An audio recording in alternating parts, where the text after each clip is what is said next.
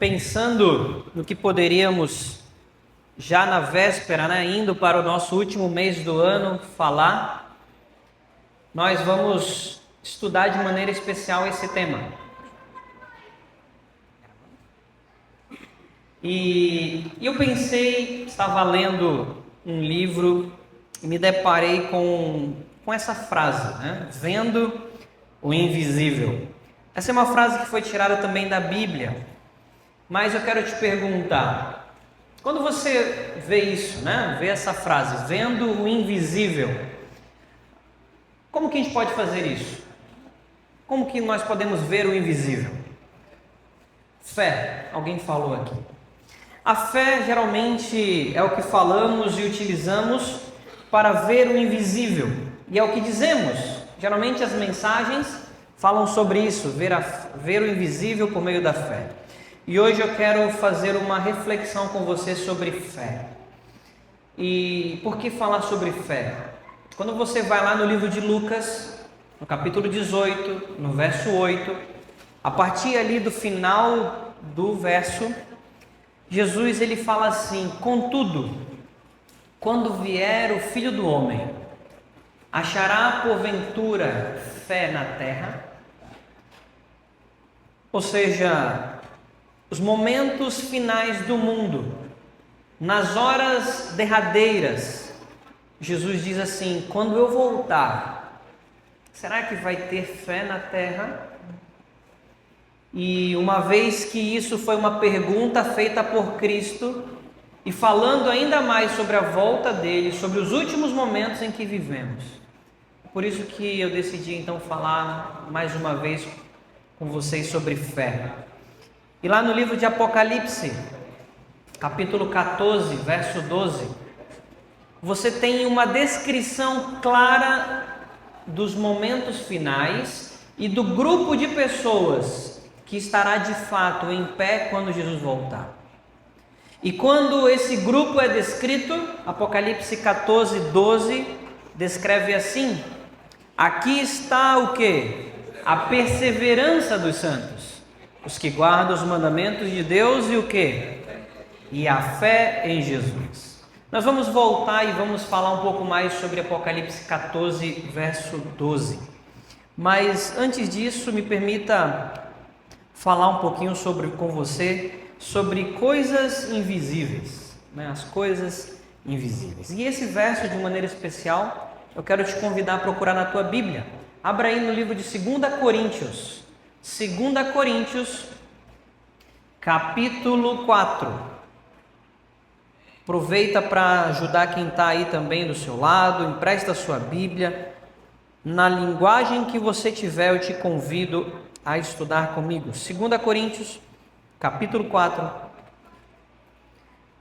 E Paulo ali no final desse capítulo, relembrando um pouco do que ele tinha passado, ele traz algumas informações para nós.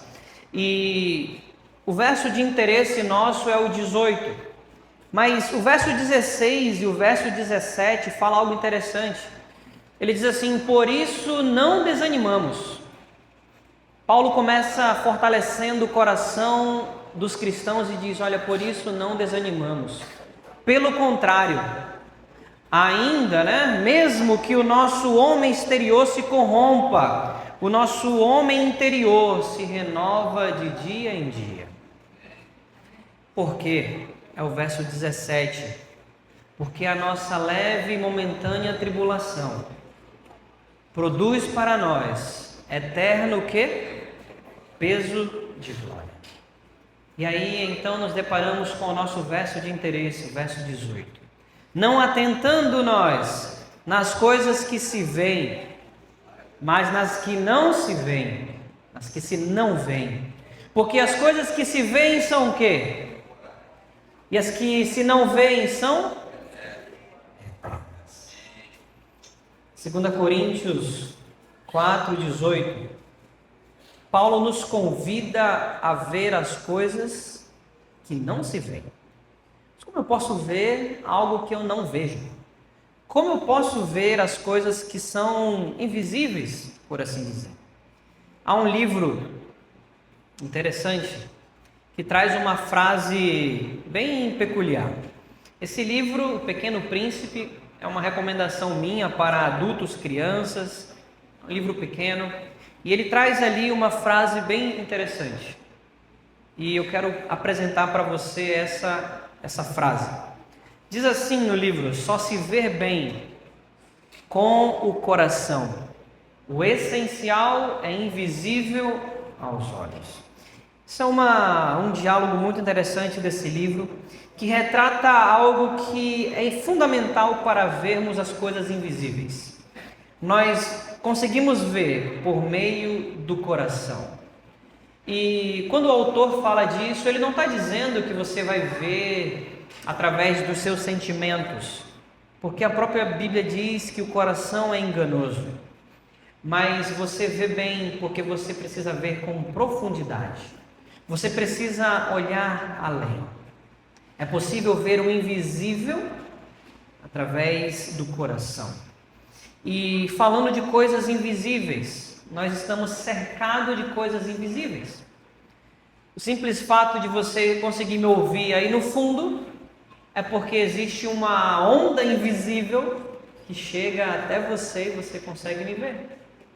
O invisível está ao nosso redor e mesmo não vendo, nós temos prova disso, nós acreditamos nisso. Eu quero te mostrar um exemplo. Talvez você nunca ouviu falar de Faraday, nunca ouviu falar de Hertz, nunca ouviu falar sobre ondas eletromagnéticas, mas em 1896, Marconi e Tesla, trabalhando em lugares diferentes, eles constroem isso daqui que você pode ver. Eles constroem um rádio. Utilizam então o equipamento para construir o rádio. E quando foi que você viu as ondas de rádio? Quando foi que você pôde ver a mensagem de rádio saindo lá da antena e chegando na sua casa? Mas você consegue perceber isso quando você liga lá o seu gravador ou lá no seu carro, você consegue receber essas informações. Ou ainda, lá em 1895, quando Röntgen, ele descobriu um raio que brilhava e atravessava o papel. E ele convidou um amigo dele e falou assim: olha, deixa eu fazer um teste com você, coloca a tua mão aqui. Colocou a mão sobre um papel branco e jogou esse raio sobre a mão do amigo. E você então tem a primeira radiografia, uma mão com um anel. E quando foi que você pôde ver um raio-x? Quando foi que você viu então um raio atravessando o seu corpo e construindo uma chapa, né, fazendo agora a sua primeira radiografia? E isso trouxe um avanço tremendo. Nós podemos ver através do corpo humano, sem poder, a pessoa está morta. Eu não preciso abrir a pessoa para ver o que tem dentro. Eu posso fazer passar algo invisível por ela e ver o que tem dentro dela. O invisível está ao nosso redor. E é incrível entender que quando nós vamos para a Bíblia, nós encontramos algo interessante sobre as coisas invisíveis. E ainda falando sobre o invisível, quero te convidar para ir em Romanos. Abra aí a sua Bíblia, no livro de Romanos, no capítulo 1, no verso 20. Romanos, capítulo 1, verso 20. Aqui nós vamos encontrar mais uma vez a palavra de Deus falando sobre as coisas invisíveis. E olha como o texto começa, acompanhe aí na sua Bíblia. Porque os atributos o quê? Invisíveis de quem? De Deus.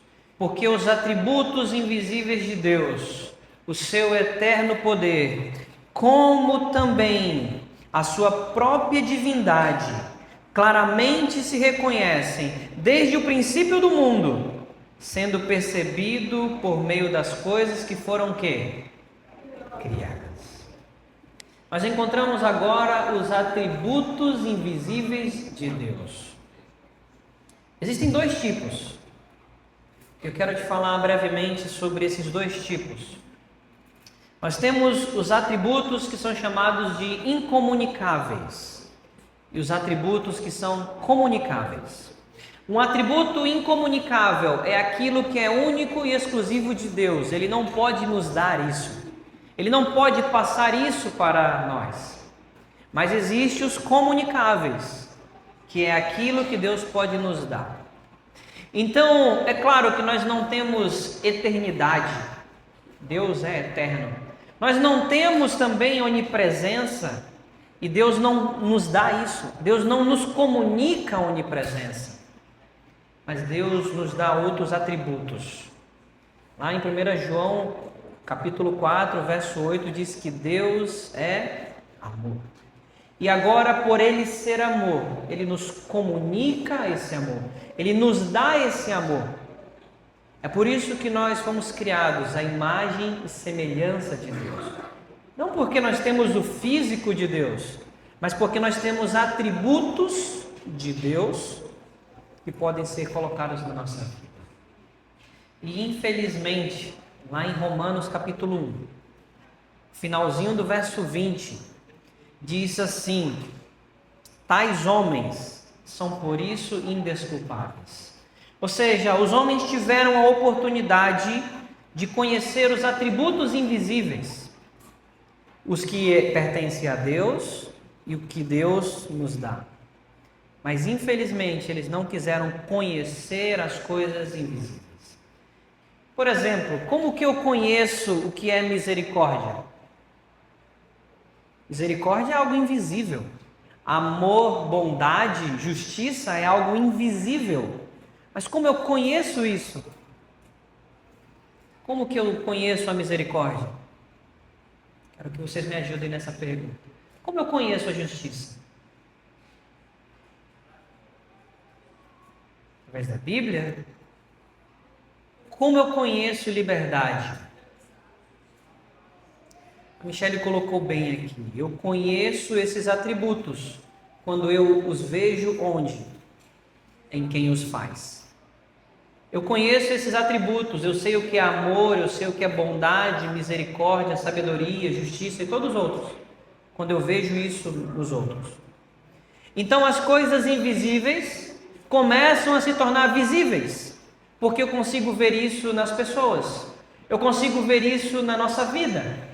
É por isso que lá em Gálatas, no capítulo 5, Paulo diz assim, que o fruto do Espírito começa com amor, alegria, paz, paciência. Ou seja, eu preciso ver isso nos outros. As coisas invisíveis se tornam visíveis quando eu reproduzo isso na minha vida. E infelizmente, muitos há que se dizem cristãos que não reproduzem os atributos invisíveis de Deus. Aquilo que deveria ser o nosso papel reproduzir, nós não fazemos. Mas, tirando um pouco agora essa reflexão sobre as coisas invisíveis, eu quero te levar para falar sobre a fé. Porque lá no início você me disse que eu posso ver o invisível através da fé. Eu quero falar agora sobre isso. Falar comigo em Hebreus. Hebreus traz a maior definição, eu creio que é a definição mais conhecida sobre fé. Hebreus capítulo 11.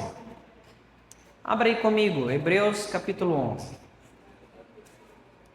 Se você está ficando com sono, vá para a Bíblia, pega a tua Bíblia e vamos juntos ler. Hebreus capítulo 11. E aqui nós vamos entender como posso então ver de fato as coisas invisíveis. Hebreus capítulo 11, o verso 1, você talvez tenha até decorado, diz assim: ora, a fé é a certeza das coisas que se esperam. E é o que mais? A convicção de fatos, o quê? Que não se vê. Isso é muito vago, né? Isso é muito vago, uma coisa tão vaga assim. Às vezes até para explicar isso é complicado. Parece que é só a questão de acreditar. Mas eu vou falar rapidamente sobre fé. A palavra fé que aparece aí, pistis é a palavra fé do grego, é a fé baseada na crença. Então eu creio que o meu prefeito ali me pagou, eu creio que caiu o meu salário, então eu vou ao banco e verifico isso. Ou eu creio que o mototáxi que eu peguei de fato sabe dirigir uma moto e vai me levar em segurança até o meu ponto de destino. A fé do grego, pistis, é isso, é o fato de crer, no sentido de, eu creio que isso é possível, eu creio que meu pai é meu pai, minha mãe é minha mãe, eu não preciso duvidar disso. Só que quem foi que escreveu Hebreus? Paulo. E Paulo, ele mesmo diz, eu sou o hebreu de hebreus. A mente de Paulo não é a mente dos gregos, é a mente dos judeus. E nós, como cristãos, nós não somos um movimento novo. O cristianismo, ele vem dos judeus, do judaísmo. Infelizmente, um grupo de judeus não aceitaram a Cristo. Mas nós que aceitamos, a nossa base continua sendo através do judaísmo. Sábado, casamento, dízimos e ofertas. Os mandamentos, nós encontramos isso aonde? No Antigo Testamento. É por isso que a nossa base vem de lá. E Paulo também tinha essa base, a mente de um judeu. E no hebraico, a palavra fé é totalmente diferente de crer. A palavra fé, abre a sua Bíblia, aparece pela primeira vez lá em Êxodo, capítulo 17. Abra aí a sua Bíblia e o nosso estudo de hoje carece de uma leitura da Bíblia, porque eu quero te fazer entender a ideia da fé. Quero poder pelo menos construir isso com você. Êxodo capítulo 17, o verso 12. Êxodo 17, 12. E aqui nós vamos encontrar a palavra para fé em hebraico. No grego é pistis, é aquela questão da crença, eu creio, eu acredito, eu tenho confiança. Mas agora no hebraico nós temos uma palavra diferente. E o nome para essa palavra é emuná. E o que é emuná? Êxodo 17, 12. Acompanha aí na tua Bíblia. Ora, as mãos de Moisés eram pesadas. Por isso, tomaram uma pedra e a puseram por baixo dele. E ele nela se assentou. Você conhece essa história? O povo de Israel estava em guerra. E quando Moisés levantava os braços, o povo vencia. Quando Moisés baixava os braços, o povo perdia. Moisés estava cansado, as mãos pesadas. Arão e Ur, continua o verso, sustentavam-lhe as mãos. Pediram para Moisés sentar. Senta aqui, Moisés. Senta nessa pedra aqui, que nós vamos segurar as tuas mãos. Arão e Ur sustentavam-lhe as mãos. Um de um lado e o outro do outro. Assim lhe ficaram as mãos firmes até o pôr do sol. Aí é a primeira vez que aparece a palavra fé, mas não está escrito fé, Eliel. Aí aparece a primeira vez a palavra emuná. Emuná aparece aí, as mãos ficaram firmes. Firmes. O que significa então emuná, Eliel? O que significa isso? Emuná, ou seja, fé. E na mente de Paulo era isso. Fé significa firmeza. Fé significa constância. Fé significa fidelidade. Fé não é o fato de eu crer naquilo, porque muitas vezes pensamos assim, que a fé é cega, mas a fé não é cega. A fé, ela não é apenas eu acho que vai acontecer, eu sinto no meu coração. Fé é firmeza, constância, fidelidade.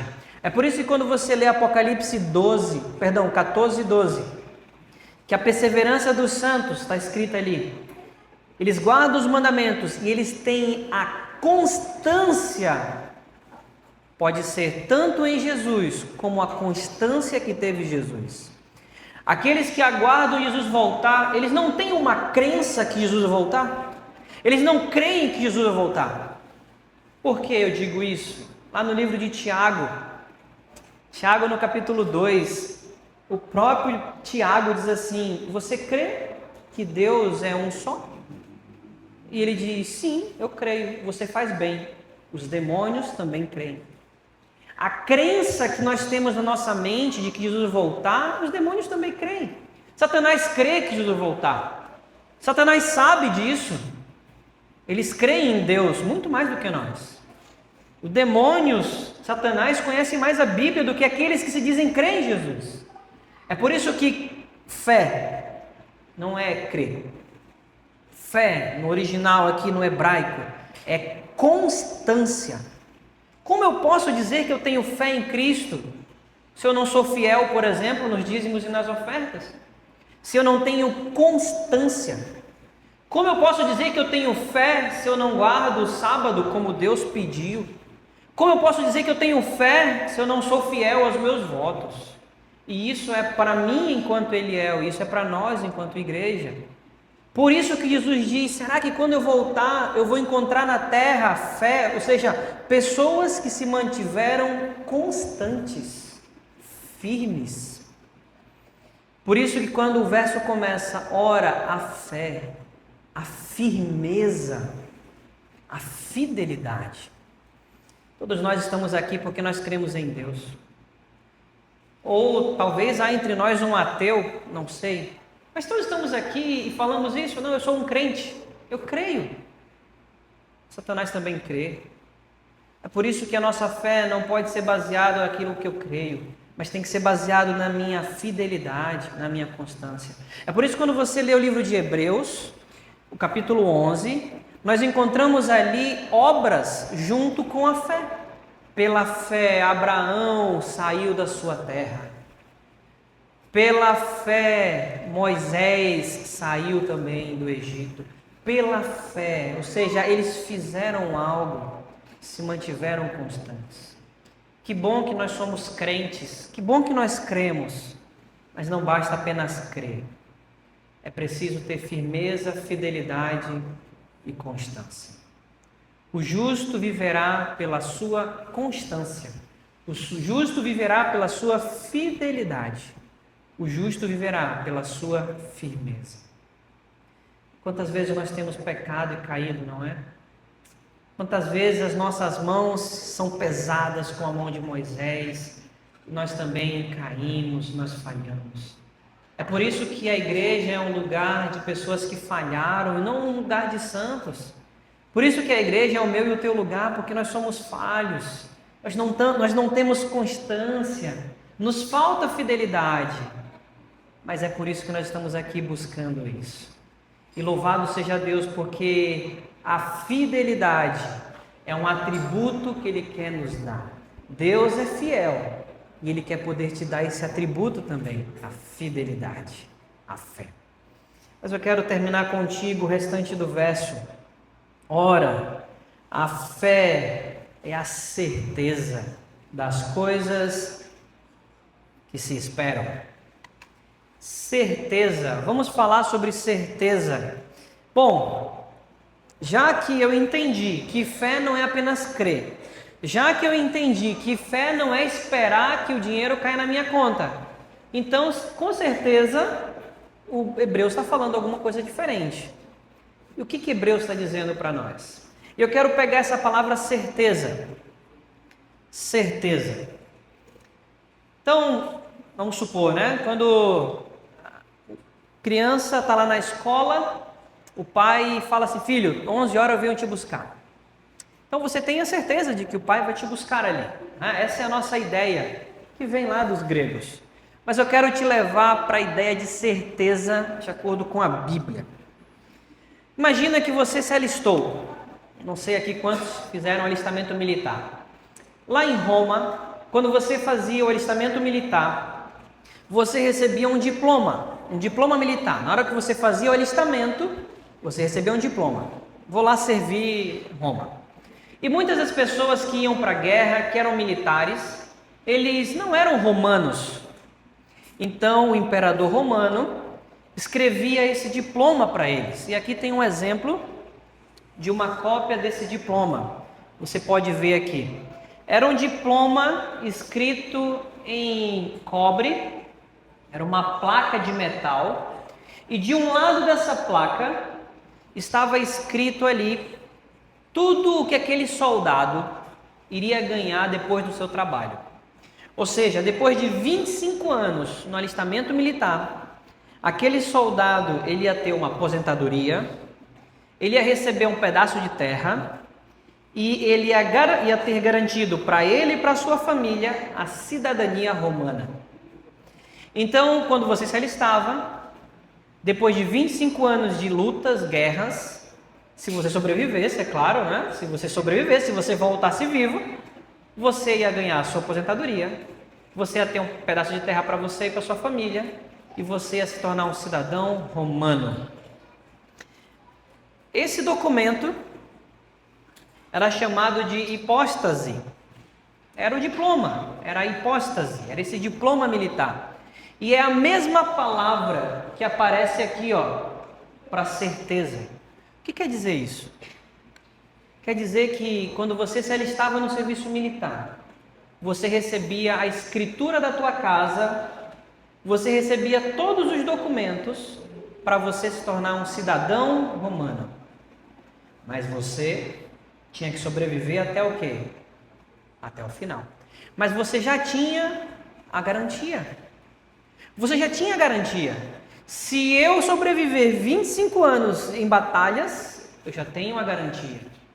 Eu já tenho a garantia. Por isso que a palavra certeza seria melhor traduzido como o direito de propriedade. Direito de propriedade. Esses dias eu tinha comprado um terreno em 2010. Comprei um terreno lá na Vila Paraíso, 2010. E nunca o terreno passou para o meu nome. Eu tinha um recibo, mas eu sabia que o terreno era meu. Eu comprei aquele terreno. Até que depois de 15 anos eu fui lá na prefeitura e consegui colocar agora o terreno no meu nome. Durante 15 anos eu tinha o documento e sabia que aquilo era meu. Mas foi necessário passar os 15 anos para eu ir na prefeitura para que de fato aquilo estivesse no meu nome. Quando você se alistava, você recebia essa garantia, mas você tem que sobreviver até o final. É por isso que Hebreus fala que muitos que entraram no alistamento militar do Senhor, infelizmente faleceram, não receberam a promessa, mas o Deus que prometeu é o Deus que tem poder para ressuscitar eles, para eles receberem a promessa. É por isso que, traduzindo para você, ora, a fé é o direito de propriedade. É o direito de propriedade das coisas que se esperam. É por isso que Deus falou, eu vou preparar um lugar. E nós já temos o lugar pronto. Cristo já nos deu o lugar. Cristo já nos vai dar a cidadania. Cristo vai nos colocar no seu reino para nós deixarmos de lado as lutas. Mas primeiro você tem que o quê? Sobreviver às lutas dessa terra. Aqui está a perseverança dos santos. É por isso que nós precisamos perseverar. Nós não temos a ideia de que vamos para o céu. O céu já é uma garantia. Você já tem a escritura na tua mão. Deus já te prometeu. Você já tem o termo de posse. Você precisa agora vencer a batalha. É por isso que Paulo dizia: combati o bom, completei, guardei o quê? A fé. Então, Hebreus fala disso, de que a fé, ela é a garantia de posse, e eu já estou pronto para essa posse. Eu preciso agora permanecer, ser constante. E o restante, a convicção de fatos que não se vêem. E aí eu quero falar aqui de convicção. Convicção. Convicção não é você saber que as coisas estão certas ou não. Convicção. Essa palavra aí, no original, aparece 2 vezes na Bíblia só. Uma é aí em Hebreus 11. E a outra é lá quando Paulo escreve assim: toda a escritura é inspirada por Deus. É útil para o reensino e para a repreensão. Essa palavra repreensão é a mesma palavra de convicção. O que Paulo está dizendo para nós? Ele está dizendo o seguinte: você tem fé, você quer ver o invisível, você já recebeu ali a escritura e a segurança de que você vai estar no céu. Agora, obedeça às repreensões. Agora, seja pela palavra de Deus confrontada a minha e a tua vida. E aí sim, quando você for confrontado, repreendido, quando a Bíblia te apresentar o que você tem que mudar, aí sim, a convicção, ou seja, você vai poder ver as coisas que não se vê. E triste é pensar, irmãos, que pouco nós temos lido da Bíblia. Eu digo para mim, eu tenho lido tão pouco a Bíblia. Nós temos a lição da escola sabatina e mesmo assim nós lemos tão pouco a Bíblia. Quando foi a última vez que você dedicou tempo para ler a Bíblia, para estudar, para conversar? Quando a Bíblia falou no teu coração e você falou: não, eu preciso mudar, Senhor, pelo teu poder. Fé é isso. Fé é você já ter o termo de posse do céu e da terra, do novo céu e da nova terra. Mas agora é preciso você ser repreendido. Agora é preciso que a minha e a tua vida possa refletir sobre isso através da palavra de Deus. É por isso que nós precisamos dedicar tempo para ler a Bíblia. Por isso que nós precisamos dedicar mais tempo para entender o que Deus quer de nós. Nós temos nos contentado com o culto aqui, o culto é suficiente, mas não vai ser. Por isso que nós precisamos de firmeza, constância, fidelidade. Por isso que toda a escola sabatina, quantos leram a lição diariamente? Quantos leram a Bíblia diariamente? Eu preciso melhorar nisso. Mas aqui há um grupo de pessoas que precisam melhorar. A igreja é um grupo de pessoas que precisam ser repreendidos pela palavra. Precisam crescer nisso agora. Isso tudo é bonito. Isso tudo a palavra de Deus nos descreve lá em Hebreus capítulo 11, verso 1. Mas eu quero terminar te mostrando a vida de alguém que colocou tudo isso em prática. Eu quero te mostrar a vida de alguém que decidiu não apenas ficar no sermão, mas decidiu colocar isso tudo em prática. Esse era Moisés. Moisés, ele saiu da sua casa muito pequeno. José foi para o Egito ali com 17 anos. Moisés, mais ou menos com 12 anos de idade, ele saiu da sua casa. Daniel e seus amigos tinham também ali em volta 17, 18 anos de idade. Moisés era muito mais novo, uma criança de 12 anos. Quem tem 12 anos aqui? Ninguém? O Antônio tem quantos anos? 12 anos. O Antônio, imagina, 12 anos de idade e ele teve que sair da sua casa. 12 anos. Mas durante esses 12 anos, ele ouviu falar sobre o Deus invisível. Mas um Deus invisível que comunicava os seus atributos, que convidava a ser fiel, um Deus que queria prometer para eles libertação. Ele ouviu de sua mãe Joquebede a promessa que tinha sido feita a Abraão, de que aquele povo iria viver cativo por 400 anos, mas iria vir um libertador. O livro Educação diz que Moisés tinha essas histórias na sua mente e ele cria que ele era o libertador. Não precisou ninguém falar isso para ele, não precisava de uma sarça ardente lá no futuro, mas durante a sua juventude, ele tinha na mente de que ele iria cumprir o plano de libertar Israel. Ele não esperou Deus falar com ele, ele não esperou ser chamado, mas ele já tinha isso em mente: eu vou libertar o meu povo. Ele já tinha isso no coração de que pela fé ele poderia fazer isso. E ele acreditava nesse Deus. Ele não se dobrava diante das imagens dos egípcios, mas ele se manteve fiel, constante àquilo que ele aprendeu. E um dia ele teve a oportunidade de fazer isso. Um dia então ele viu ali um egípcio maltratando um judeu do seu povo. Ele disse: eu vou libertar, eu vou ser o libertador. Essa história, ela tem um detalhe a mais lá no livro de Atos.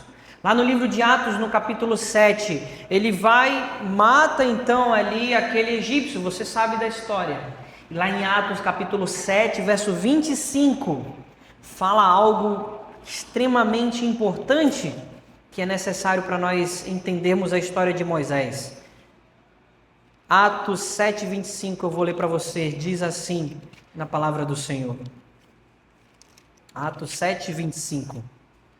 Ora, Moisés cuidava que seus irmãos entenderiam que Deus os queria salvar por intermédio dele. Eles, porém, não compreenderam. Moisés, quando matou o egípcio, ele tinha no seu coração a certeza, está vendo? Eu vou ser o libertador, eu vou libertar com poder, e nós vamos sair daqui com mão poderosa e eu vou ser o libertador. Ele queria que os outros vissem isso na vida dele, mas eles, diz a Bíblia, não compreenderam. Moisés atropelou as coisas, Moisés colocou ali a carroça na frente dos bois, quis libertar do jeito dele. Mas sabe o que é incrível? Que ele tinha isso no coração. Moisés tinha o desejo no coração de libertar o povo. Quantas vezes nós encontramos pessoas cativas do pecado, cativas do mal, e nós não temos interesse de salvar pessoas. Moisés tinha a fé, tinha a firmeza e a constância. Moisés sabia que já estava garantida a libertação e ele queria salvar o povo. Ele não foi escolhido porque ele fugiu. Ele não foi escolhido porque ele se encontrou com Deus no deserto. Ele foi escolhido porque ele tinha esse desejo no coração de ser o libertador. Nós somos escolhidos quando nós temos o desejo no coração também de salvar outras pessoas. Completar a carreira, guardar a fé, significa levar a salvação a outros. E Moisés tinha isso no coração. Moisés queria isso, mas ele não estava preparado. Foi por isso que ele foi para o deserto. E lá no deserto ele se encontrou com Deus. E o livro de Hebreus descreve isso para nós. Hebreus capítulo 11. E já estamos aqui encerrando sobre a vida de Moisés. Hebreus capítulo 11. O verso 27 diz então o que aconteceu com Moisés. Pela fé. Moisés não fugiu, não abandonou o Egito, porque ele estava com medo do rei. Moisés não abandonou e não foi embora porque ele estava com medo de ser morto. Mas ele entendeu que ele precisava sair dali naquele momento, pela fé. Ele tinha a convicção de que precisava sair dali. Ele abandonou o Egito, mas ele não ficou amedrontado. Ele falou assim: eu estou saindo, mas eu queria poder libertar vocês. Eu estou indo para o deserto, mas eu queria poder estar libertando todos vocês, mas vocês não acreditaram nisso. Vocês não tiveram nem sequer fé em mim. Mas ele foi para o deserto. E olha o que diz o final do verso 27. Antes, Moisés permaneceu fiel, constante, firme, como quem vê aquele que é invisível. Moisés, ele não apenas conhecia Cristo. Moisés não tinha lido sobre Cristo. Moisés, ele via Cristo. O livro de Deuteronômio diz que nunca houve um profeta, um homem na terra, a quem Deus falava face a face. A fé que nós precisamos ter, igreja, não é a fé de conhecer a Jesus. Não é dizer que eu conheço a Jesus. Eu preciso ver. Moisés aprendeu a ver. Moisés viu aquele que era invisível. Como eu posso ver o invisível? quando eu me permaneço firme, quando eu vou para a Bíblia e sou por ela repreendido, como eu vejo o invisível, quando eu já tenho no meu coração a certeza de que a Escritura lá do novo céu e da nova terra já está garantida, quando eu permaneço fiel a Ele, quando a minha fidelidade permanece, quando eu sou constante, aí então eu vejo o invisível. Deus nos convida para sermos constantes.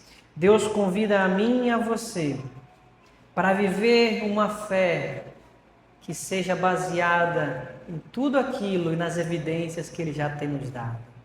Quantas bênçãos, quanta saúde, mesmo apesar das tribulações, dizia Paulo, a nossa leve e momentânea tribulação vai produzir para nós eterno peso de glória, não atentando nós nas coisas que se veem, porque as coisas que se veem são temporais, mas as coisas que não se veem são eternas. Querida igreja, queridos amigos e irmãos, que os nossos olhos nessa semana possam estar nas coisas que não se veem. O seu trabalho vai passar, o seu dinheiro vai passar, a sua casa vai ser destruída, mas as coisas que não vemos, essas vão permanecer para sempre. E aqueles que veem o invisível também permanecerão.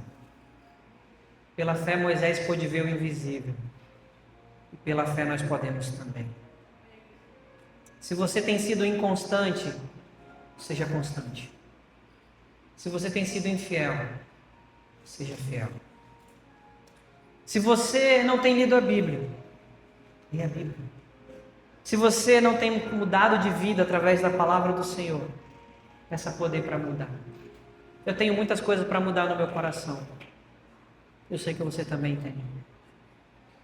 Temos lutas a enfrentar, tribulações a vencer, mas nós já temos a Escritura, nós já temos o documento de posse, nós já temos a certeza de que a minha casa, a tua casa, já está pronta.